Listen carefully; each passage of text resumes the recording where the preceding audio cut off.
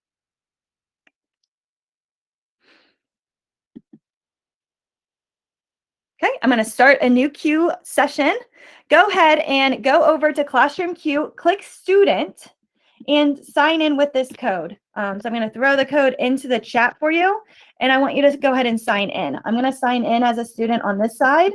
So the students watch my video, they go over to Classroom Q, they click, and I would have this link in my LMS, my learning management system, and they click Student, they type in their name, they type in their class code.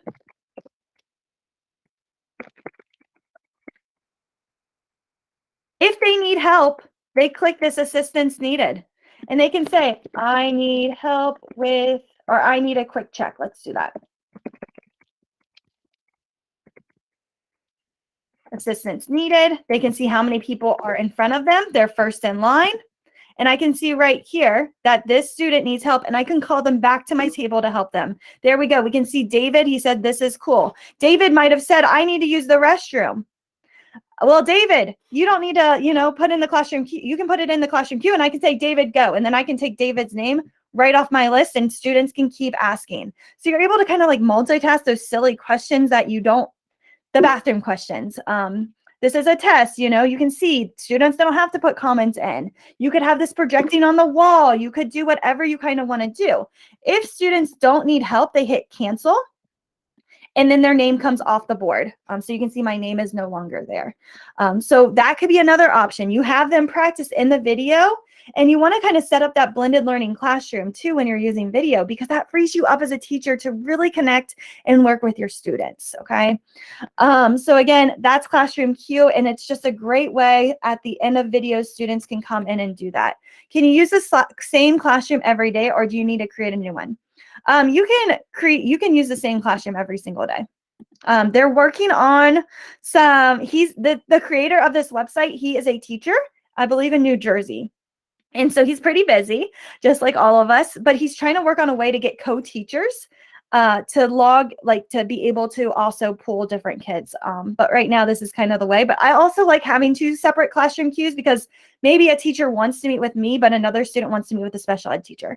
And so then they're able to do that. Or I can say, hey, if you need help with this part of the lesson, use my classroom queue. If you need help with this part of the lesson, meet with that teacher. And so then the kids can go back and forth depending on what they need. So that's just another option. Okay. Let me add that resource real quick to this, just so you guys have it. And again, it's pretty easy to set up. There is a paid version, but you can use the free as well if you want. Okay, there we go. So then, now that I've got those steps, that's the playlist. Let me go back to my video. So I could add this video to a playlist just to help organize my library, is what that's going to do. It's like a Google Drive folder. Okay. And then right here, is it made for kids? So you have to decide, did I cuss? Did I do anything appropriate? If you did, you'll hit no. But if you can use it for your students, hit yes. I also suggest hitting yes, because for COPA and FERPA to be compliant with that, it turns off the chat feature. So then the students can't add any chat, anything like that. And I would just have them use the chat feature in Google Classroom. So make sure you either keep that on or off, but just kind of think about that as well. And then where it says show more, the only thing that I kind of want to show here is make sure you have the chapters on if you're using those timestamps. So see how we use those timestamps. You'll want to turn that on. And then right here where it says embedding, just make sure that's checked if you're going to add this to a classroom website, if you're going to add this to a Google slide. That will allow students to watch the video in the slide deck. So they don't have to go to YouTube. They can just watch it in the Google slide. Or if you add it to a website, and maybe that's like your organization for your classroom, it will play right on the website. If you don't have that click, it won't play, and they'll have to go to YouTube. So just check that as well. Okay. Over here, you can see my visibility. If I did private, you can share it privately, and I could type in emails, or I could do only those at Gold EDU could view my video. Also, I can send them an email, or I don't have to send them an email. So just know about that feature as well, if it's maybe just for your students. I like to do unlisted because if parents need it or another person. Now, if my video is really good and I want to share it with other educators, I'll allow it to be public because sometimes my other teachers want to see it. And also, if I'm directing my kids to my YouTube channel, I want it to be public as well. Okay. All right, so that is kind of the basics with YouTube right there. Let me go ahead and get rid of some of these tabs real quick. The YouTube Studio. So now we're talking again about YouTube Studio. We walk through a couple of these different features, but we're going to talk a little bit more. You can create your own cover art. So just like Google Classroom or something like that, you can create that own cover art. Let me go ahead and save this video. Go back to my YouTube Studio. So to get there again, if I'm on the home screen,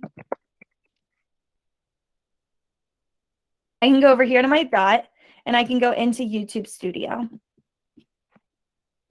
And then also on here, I'm in my YouTube Studio. To get to customization right here, you are able to, again, you can add like a video you want everybody to see. So if people haven't subscribed to you, they're going to see this video. If they have subscribed to you, they're going to see this video. And you can customize this. You can remove it. You don't have to have a video spotlight. But sometimes that's nice at the beginning of the year. Like, here's my classroom tour.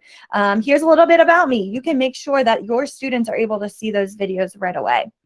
Over here, I can put up upcoming sessions. I can put up past sessions. I could do popular videos.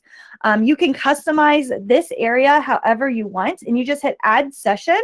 And then I could put a single playlist. So maybe I'm focusing on a playlist at that moment in time. Again, playlists are those organizations. I could do a short video. I could do uploads. I can pick whatever I want, and that will go in this area. And that's what the students will see on their screen. So if I go to my YouTube channel right now for Gold, see how it has my my video right here. I want anybody that has not subscribed to be able to see that. And then over here, I have upcoming live streams. These are coming soon. So like, again, we have how to catch sneaky students, Canva today. We've got a make and take on a scale. And then I want people to see the past live streams so they can see right here all of these videos that have been created with different instructional strategies. These are the most popular uploads that we have on our channel. And so then people can view those as well. And then here are the different playlists. So these ones are like on a blog post. These ones are like for relaxation, must watch. We have timers. So if people are interested, they could go to this timer playlist. And then there's all these custom timers. And again, we use timestamps. Oh, let me go back. I didn't click the right thing. So we use those chapters again. And they're able to go in and they can click exactly what time they need for their timer. So it's like a universal timer. So again, so many different options on how to do that. And if you're interested in creating your own timers, there is a video on this playlist. It's right here, how to create your own timers. So I can throw that in the YouTube chat as well. Yeah, I would talk to your district admin if YouTube Studio is turned off, because I believe they can turn it off. So I would definitely check in on that and see what is happening and if there's any way that they can kind of help with that. All right, there's that timer playlist if you're interested in creating your own. Also with your YouTube channel, you can create that cover art. So if we go over here to branding, this is where you change your cover art. You can make it your class. You could do the same Google Classroom that you need or want. You can do that as well. I can do a watermark. So maybe your class has like a classroom label that you guys do together. And also on Canva, you'll want to check this website out if you haven't. You can go in here and you can do YouTube channel art. And look, there's already all of these different templates that you can use and recreate for your own channel. So you're able to do that as well, which is really, really exciting. Okay, so there it is, Canva. And make sure you get that educator because it's free for educators. Okay. Also on here, we talked about how changing your icon. So this would be like your profile picture. You can add that. You can do like an about your channel. So that would be the next part of that. So if we go back to our YouTube basic information, you can add your links to your website. You can add your Twitter. If you have like a class Twitter, Instagram, Wakelet, whatever you kind of want to do, you can add those all in here. So that way you have everything available for your students. Okay. Also right here, I can do the first 5 links, or I could just have 1 link or no links at all. I can also put contact information if I want people to be able to contact me directly on YouTube. Okay, so just think about that. Maybe you want to say, hey, welcome to my 5th grade virtual classroom on YouTube. Here's everything that you need to know. Okay, and again, if you're interested in subscribing to Gold, I'm going to throw that link and you just hit that red subscribe button. And you can follow along. And then also what your students can do is, like, if I'm in this video, let me go to another account. So right here, if I'm at the Gold website, I can subscribe. So over at the top, I hit subscribe, and then this little button, this could be good for your students. It notifies them if they want to. So anytime this channel goes live, they get a notification. Anytime this channel adds a new video, they get an email notification. Or they can just personalize it, or they can do none. So again, it's just that email notification of, like, I want to know when this channel goes live because it's really good content. You're able to pick whatever content or whatever channel you want to do, and you're able to go in and you can decide, do I want no notifications? Do I want personalized where it's sometimes, or do I want all of the notifications that come through? So again, you can go in and you can check whatever you want, and then you can subscribe. Here are those links. So you can see right here my Twitter, and it pops right up and it can take you to that area. I can click Instagram and it will take me to the Instagram channel. So that's just, again, easy click for your students to be able to do if you want that option. Again, we talked about the trailer. That could be just a great place to welcome people to your YouTube channel, and then those sections. Okay. Right here, we talked about editing our video. Now we're going to look at some of the more features with editing.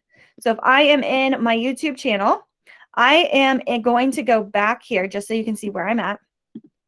So I'm just on YouTube. Let me exit out, and I can go up to my icon, YouTube Studio. I can go into content, click that edit button again. And right here on this side, there's some editing features that you can do. So I know some of you are like, I edit in Screencastify. You can also edit in YouTube. And so here I can look at numbers and how many students watched it. You can also do that with Edpuzzle.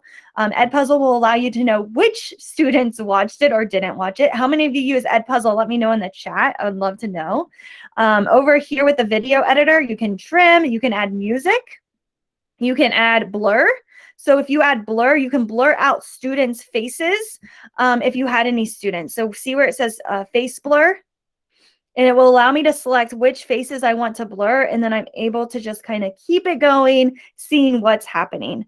So that could be an option. I can add an end screen if I wanted to. So what that does is I can allow the people to know, hey, watch this video next. So I did step 1 first. Now you're going to keep watching. It's like that Netflix where it just like auto plays, and then you're like, okay, I'll keep watching because I don't want to go and get the remote to turn it off. I have that problem all the time. So that could be another option. So just know that there is an editor in here. You can redo, undo all of those different things. You can also revert it back to the original if you made that mistake. And then over here, you can manage comments. Again, if you make it so it's kid-friendly, this will not be available. So you will not be able to manage comments, and I would suggest turning that off just because of COPA and FERPA. But I would just have that conversation if I want a conversation, maybe in Google Slides. And we'll talk through some of those other strategies in a little bit. And then subtitles right here. You can, if you have want to, maybe you have a student that speaks Spanish. You can turn on subtitles for that student. And I can confirm. And then when they watch this video, they can turn on subtitles, and then they should be able to allow it to be in their language. Again, subtitles can also be an accessibility feature that can help a lot of students as they're reading them. And they can move these subtitles wherever they want to on the screen, which is really cool. Okay. So that is kind of the editor part of this. And then also real quick in settings, with the channel, you can add different tags if you want to. Maybe you're like an instructional coach and you want to add different tags like that. You could. You can have it so every single video is set to, yes, this is kid-friendly, or no, it's not. So in those settings, you can do that. So you don't have to click it every single time. So you could do that. Right here where it says feature eligibility, you will want to fill this out. You need to verify with a phone number, but it will allow you to upload videos that are more than 15 minutes. So I highly suggest going into your settings, looking at this channel, get your advanced settings, decide, is it going to be available for kids or no. And then you can change this at any time when you're editing just a one-time video. And then you're able to also make it so you can add more than 15 minutes, and you can add collaborators and that kind of stuff to playlists. So go in and do that. Also right here, I can do an upload default. So again, it's just less clicks. Anytime there's a new video, it's always going to get this description, and it's always going to be public. Okay. And again, you can go in and you can make it unlisted, whatever you want. It just means I don't have to click a box. It just clicks it for me, and I can just hit next. Now you double check it, but you can just keep hitting that next button. And then over here, I want it to allow chapters. That is that when it's time-stamped, I'm able to allow it to have those different chapters. So that way, right here, I've got my practice. My students, they can look at this timestamp and they can go, oh, I want to watch that 20-second. It takes them right to it. Or they can pull over the chapters by clicking right here, and it pops up to the side, and then they can go to whatever part of the video they need to go to. So that is all available. And then also right here, I can do language. So I can set up my captions if I need to. And then comments, I can do where I don't want them to post any inappropriate comments, and I want to review those before those actually go out live. So you can also check that as well. Permissions, you can allow maybe a co-teacher to be on your channel, and I can do different things like manager, editor, viewer. I can do all of those different things, so that way they're able to edit and kind of review my video. And then with the community, again, I can do moderators, I can do approved users, all of that kind of stuff all in here. So you'll want to check out those settings. And again, that's in your Creator Studio. So to get to your Creator Studio, remember, pick your little circle, and then you're going to click that Creator Studio. If you don't have it, check with your IT department and see what is happening and what they can do to help you, because this can be a really powerful tool.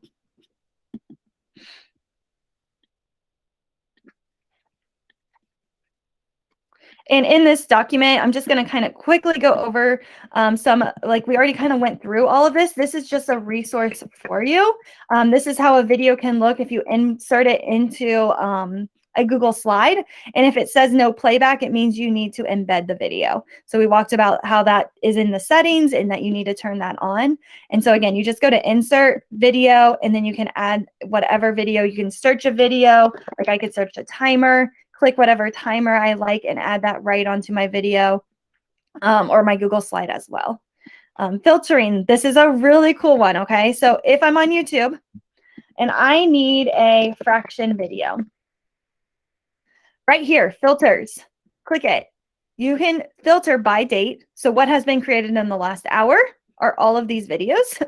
I can go to filters again, and I can filter by, I want it under than 4 minutes. I don't want to have to watch 20-minute videos and try to filter through those. It will do that for you. So again, filters are a life changer. You can also do uploaded date, view count. You can filter by maybe 360 if you're trying to take your kids on a roller coaster and you want them to explore it using the 360 view. You have that option as well. So there are all of those different settings in here as well for filters.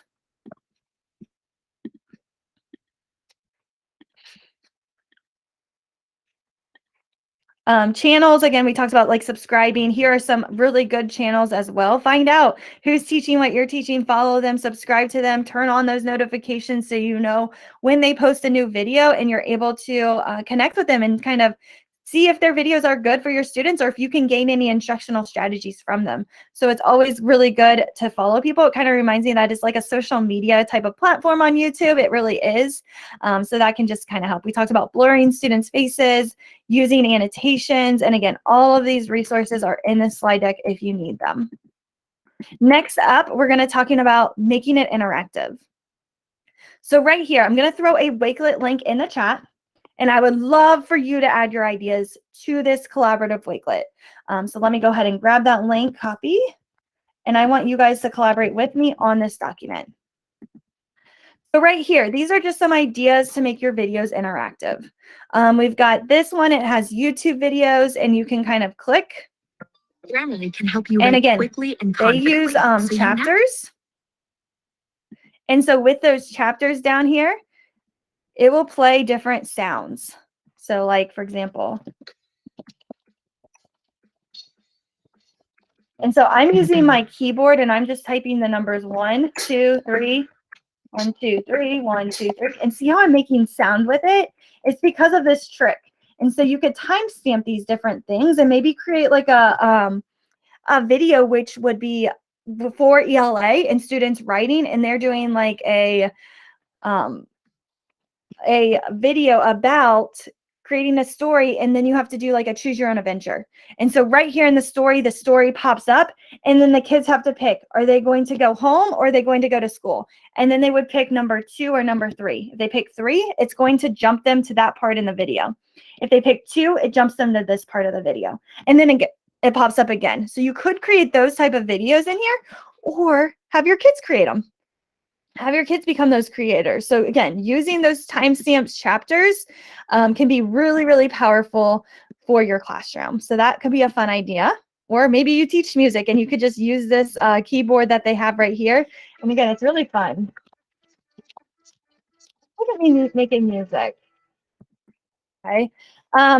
This one, it has 360 field trips. So using YouTube, and it's just like a blog post about using those and how it kind of looks. So you can see right here. You could view. See how I can move this video around? Isn't that so cool? Like our students can move this video by just clicking and dragging, and then they can see inside of this.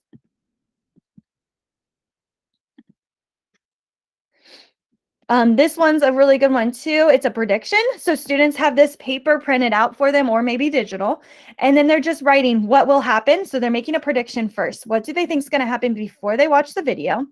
And then what actually happened? So again, they're doing this first, and then they're going to do this after they watch the video. So it's just a quick like spot for them to kind of think about, what are they doing? What are they learning about? KWL charts are great. What I know, what I want to know, what I've learned. Students can do that as well. What they know, what they want to know, and then they can watch the video and write what they learned. This one is a fun one too. It's a Google form. So students would type in their email address, or you could collect it. And then they do like a prediction. What do you think the 5-minute rule is? They type it, they watch the video right in Google Forms, and then they answer these questions. So then they would answer the following questions as well before they hit submit. So that could be another way to make your videos a little bit interactive for your students. Ed Puzzle's a great way to do that as well. Let's see here. Yep, there's Ed Puzzle if you're not familiar with it. Using your face or Bitmoji can help your students connect with you. Everyday language, providing them guided notes. And again, please add to this if you have a great template that we can use or you want to share. So all of these can be really great ways to show this. This one's one of my favorites. It's called Sound On, Sound Off. And there's a video in here if you forget what I'm talking about. And so what this one does is right here in the YouTube description is this sound on, sound off activity. So again, it's in the YouTube description. If you want that slide link, feel free to grab it. And what you do is students watch the video and the sound is off. So they watch the video, they don't listen to it. They're just looking at the different cues. This is great for your EL learners. So those students that have a second language and they're really struggling to try to keep up with that English learning. So they're just watching it because there's a lot going on in videos. There's visuals, there's audio, there's all this different stuff. And so again, students are just watching the video. Then they're going to do a think, pair, share. So they just watch it, they talk to a partner, what did you see? And they just have that conversation for about 2 minutes. And you can, again, you can go over here, you can set a timer. So if I go in here, I might grab a timer for like a minute, and I'm going to show you how to insert that into your Google Slides. So if I go in here again, and then I want a minute video. This one looks good. Copy it. Insert video, and then you can paste that URL right in there. And then my students can talk about what they did for a minute. Once that minute's up, they rewatch the video, sound on. And so then they write, what did they see and hear this time? And they talk about it again for a minute. So just a really fun think, pair, share activity that you could use with your students as well. I'm going to add 2 because we kind of talked about this. And again, please add to this idea. And I'm going to add that Classroom Q website that we talked about earlier because that one can be great as well. In the chat, it says Wakelet or Padlet, the difference. Wakelet's free. Padlet, you have to pay for it. So that's kind of why I use Padlet or Wakelet. Padlet's great for different organization types. But I really do like Wakelet. It's a great way to collect resources and all of those different types of things. But again, it's probably a personal preference. I've used both, but I love Wakelet. And again, it's free for educators. Okay, and then let me add Canva, the art, because that is a good one too. Okay. Anyone else have ideas? Feel free to throw them in the chat. What ideas do you have to make videos interactive for your students? How else could you kind of provide those different discussions and what they've learned and taking that knowledge to the next level? Any ideas you guys want to share in the chat? Feel free to do so. And then the next thing is talking about subscribing. So I just want to give everyone a quick opportunity. If you know a good YouTube channel, add it to this list. So again, I'm going to share this, add your YouTube channel or add a channel that you love to this list, and you'll just click, you can go in and you're able to click that subscribe button. And then you can decide, do I want notifications on? Do I want them off?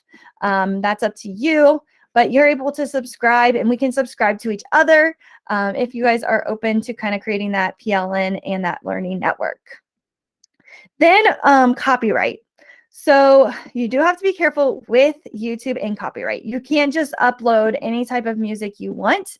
You need to check those copyright rules and make sure that you're good to add them. So right here, is a resource, and these are websites that you could use. Now, right now, in today's world, YouTube cannot search your photos on YouTube. So if you're using a photo that you should not be using, they probably won't catch it. But I have a feeling with technology and the rate that it's changing, they're going to be able to catch it. And so right here, you could use Unsplash. It's a great website. It has images, and it has really good websites that you can use for your videos or images. I would not send this out to students because sometimes there is alcohol on here. So you do have to be careful of that. You could do a Google search image. So if I search maybe like dogs, I can go over here to tools. And once I'm in the tools, I can search. Oh, I just got rid of it. Or images. Let me go to images first. Tools. And then usage rights. And I can do Creative Commons license. And there's all of the videos or all of the dogs I can use. So that could be another option for you. And so here's just a couple other ones. Yeah, in the chat, there was bin sounds. Yes, that's what I've used for all my timers that I've created. So right here is just a list that you can use. YouTube has a library for you, though. And so if you are in your YouTube studio, so let's go back to our YouTube studio. So again, I'm going to click my little icon, YouTube Studio. Down here, I can go into, scroll down, and it has audio library. Don't search up here, search down here, and you can search like fun. And then if you like the music, you can download it and use it in your videos. So I often have kids kind of go to this YouTube audio library to help them find music as well. WeVideo has a ton of audio that students could use. So that could be an option too. So there are a few on this list as well if you're looking for places. And then right here on this document, I love creating a network of ideas and places. So I'm going to throw this Google form into the chat, and feel free to add your email, name, Twitter handle, tips and tricks that you have for YouTube. Are there anything else that you do that might be different that another teacher might do? Or you might think another teacher knows about it, but they might not. So share all of your different ideas, share your strategies. If you have advice on copyright when it comes to YouTube, put that in. And just know that with YouTube, the copyright, it can like mute your channel. You might not be able to upload videos for a couple of times. You might not be able to do certain things for a couple of times. And so just be aware of that, and be cautious of what you're posting on YouTube with all of those different things. Okay, so I would love, again, add all of those resources there. And then if you want to see what people submitted on that Google form, you'll click this link. Yes. So with that audio over here, let me go back to it. So in the chat, they asked, are YouTube audio copyright free? Over here, it tells you the license, and you just hover and it tells you what you have to do. Like for that bin sound, I believe it was earlier in the chat, that one, you have to, credit them. So like in your YouTube, you just have to put music, and then I just put who I got it from. So you're just adding that credit where it's credits due. And then again, just over here, you just have to check. Yeah, and creating a Prodigy, that's fun too, to use and all that kind of stuff to use.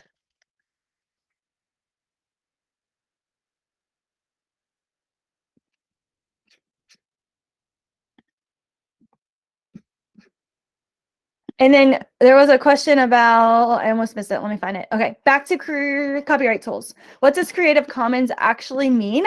So Creative Commons means that you are able to share and reuse through the use of like free tools. So you're able to use that work with your videos. So if I use like a popular song by like Ed Sheeran, it would probably take a strike to my channel because it's not my work. It's not, he didn't say I could use it. So you just have to be really, really careful of that kind of stuff.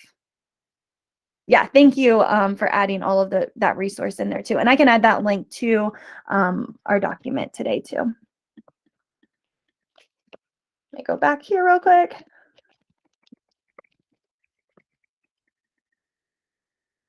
And let me know if I missed any other links that we had in the chat. I'm happy to add them as well to here. Most of the things are linked to the slide deck, so feel free to use that as well. And again, over here on this little YouTube icon, you're able to go in and you can see that license and if you're able to use it or not, and if you need to require any credit or anything like that. And then another thing that's really cool on YouTube is, let's say I want to attend a session for professional learning as a teacher. You can set these reminders. So right here, it says set reminder. And when they go live, you'll get an email notification that that video is going live. And just like social media, you can like videos, you can use the chat on some of them if it's not clicked for students. So lots and lots of resources as well. Okay, I'm going to stay on until 10:30. So if you have a question, feel free to stick around and ask me. If not, you go and enjoy your next session. I hope you enjoyed learning about YouTube and all of these different resources. Feel free, if you are interested in joining the Gold Google group, we share a lot of different resources. So I'll throw that link in the chat for you as well. It's just an email group, and you are able to like and use it, whatever you need. And it's just a community of support. So feel free to use that as well. And again, have a great day. And I believe we have a Google form for feedback. So make sure you fill that out as well. Yes, don't forget to do your attendance too. We have to do that on the website where you signed up for this class, where you found this link for this meeting.